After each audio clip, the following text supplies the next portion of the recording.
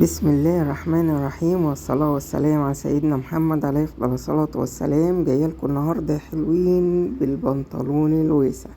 جايلكم بعض الموديلات بنطلون الواسع اللي تشوفوه تقولوا عليه انكم لابسين جيبة، لابسين عباية. شكله جميل وعجبني جدا، وقلت والله ما أبخل عليكم بيه.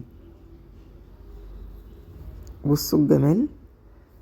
طبعا القماشة قماشة ستان، حرير على ستان، مدية كده شياكة وألاجة كده في الطقم. بصوا الطقم كده اكنكم لابسين عباية وانتوا ماشيين. الموديل دوت عجبني والوانه جدا، فعلا عجباني. شكله جميل وتحفة، الوانه كده متناسقة مع بعض.